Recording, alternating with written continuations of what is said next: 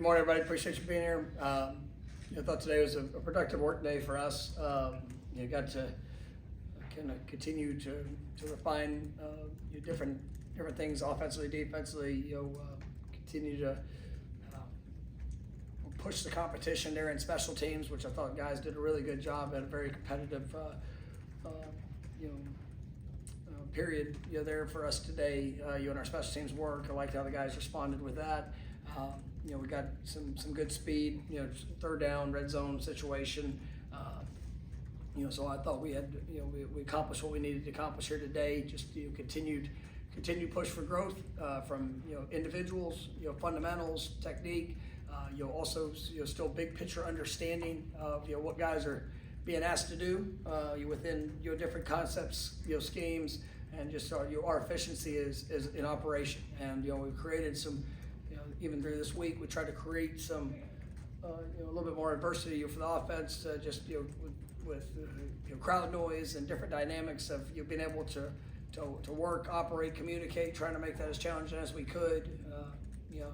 It'll be a few weeks before we go on the road, but wanted to make sure we were really emphasizing that as well. So I thought it was, like I said, it was a productive last couple of days. Guys will have workouts tomorrow, and then get a few days off before we come back and jump into game week. You would focus on Kent State. So that was good work. Start with Brendan. When you have guys who, I know you take pride in the walk-on program that you guys have had. So when you have guys who work their way up the depth chart, I guess what does that say about the way you guys are developing people, and what kind of dividends can that pay down the road potentially? Well, everybody's journey is unique to their own, and some of the best players I've ever coached were started as walk-ons, and they were, for whatever the reason was, maybe they didn't run a good time when in high school, maybe they weren't as big, maybe there were some different dynamics that just wasn't, maybe they had smaller opportunities and wanted to have a little bit bigger stage. And guys that have taken that path, and you see the growth, you see the emergence, you see the sacrifices that they're willing to have to go be what they desire to become. I mean, it is such a fulfilling story. And we don't treat a guy that pays his own way any different than guys that are on full scholarship and whatever the NIL world is nowadays. It's still they're here, they're sacrificing, they're pouring everything they have into the program to go make it better, and for them to grow. And we've had some guys that have really become critical parts of this team and making a positive impact, helping us win. Chris? With regards to punt returns, what have you thought of what you guys have done through 2 games, and how much are you looking at possibly other people there? No, we had a penalty on Squirrel, had a 45-yard return. That Jalen had a big 20-plus yard return. In the last game, we've, in all reality, in the first 2 games we faced some challenges. Just had some really short punts where guys you obviously want to field every ball, but in the first game we had a guy that comes in averaging, I guess he was 47 yards at his previous school, and didn't hit the ball very well and was short, and we had a mistake communication, decision making, just where we were. But I thought in the last game we got a couple opportunities, we're able to do some positive things, but there's also a couple 20-yard hits, and it's just hard to be able to get to some of those based off of what we're expecting. So I've been pleased with the opportunity that Squirrel and Jalen both got in the last game. Had some success in that, and we're going to continue to grow with that group, and obviously have a couple other guys that we think got a chance to potentially help us there. All right. As you got the younger offensive lineman in that game Saturday, do you come away feeling any bit better about your options depth-wise, or was it about what you expected? Yeah, it's good to see, and I know I mentioned yesterday, it's good to see younger players or guys that maybe haven't got as many reps, just to see them go put positive things on film in the game, and that's where you can have a good practice, you can show some positive progression, but to be able to see it on game day definitely helps that. And then where do they go from here? And every day you get a chance to come out and compete, and you'll build upon what you've done. And I think that's it's necessary for those guys to grow and emerge and build the confidence in the coaching staff of what they can do and what it would look like. So I was pleased with it, but want to see more progression. We'll come back to Brendan.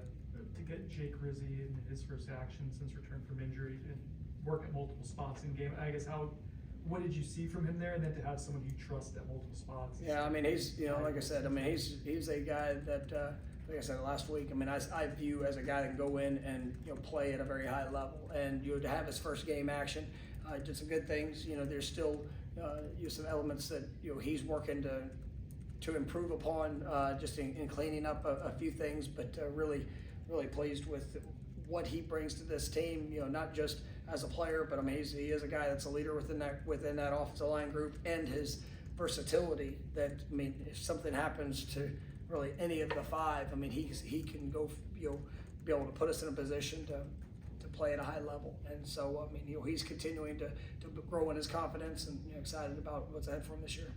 Chris?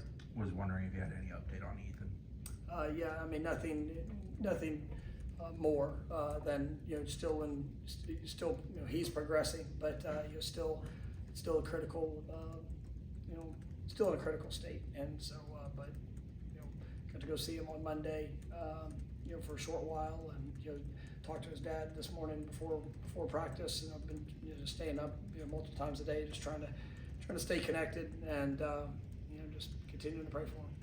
Peter? Were you aware that there was a arrest that made this morning, or did you just find this out? We're grateful for all the work that's been done, with everybody involved, with the medical staff, with the police department, in their pursuit, and we're grateful for all things that have been done, in regards to helping with the situation with Ethan. Ira? I think as media and fans, as we watch the college football landscape and some of the results early in the season, maybe teams are not what we expected on both sides. Does it? Do you guys have to monitor that, like looking at your schedule later in the year? Are you guys already noticing the teams maybe not exactly what you thought, or is that not how you guys look at it? Yeah, I mean, for us, I mean, we'll it's like even this week, we utilize bye weeks to be able to take a look at advanced opponents, but it's really more just, are there things that we want to take advantage of this week in being able to look at, to grow from, to maybe set a foundation. But there's so much that happens throughout the course of a year. That you might have an impression of what you think a team is, but it doesn't matter. I mean, it really doesn't. You're going to be the team that you're going to be, and that's the focus with our guys. And it was going into playing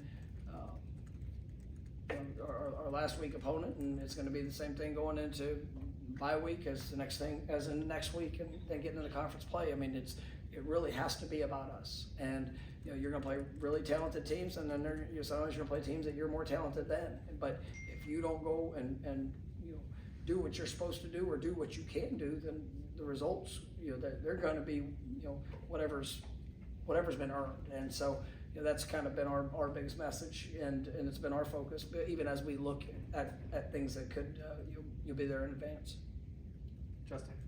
I was just gonna ask, is there anything that you continue to do to support Ethan and his family? I know you guys wore the wristbands this past weekend, but I just don't know if there's anything else.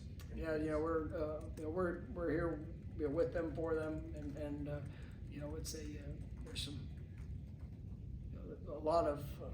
there's a lot of layers in just the things that him and his family are just having to go through. And so just being as supportive as we can.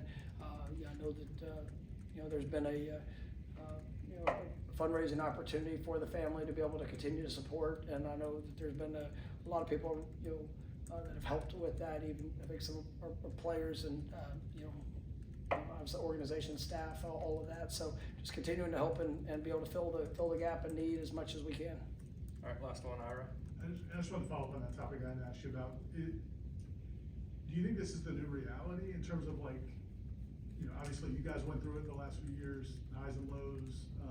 Seems like other teams are now going through that. Do you think if there is a revenue sharing cap and things like that, that'll solidify things, or do you think the sport in general is going to be a lot of fluctuation? You just mean like in the overall, what a team looks like? Yeah, I mean, I think there's so many levels to it. I think it's what a team looks like, the talent, the talent acquisition of what can come in, how much it can change. That's been for the last few years. What is the makeup of a team? What is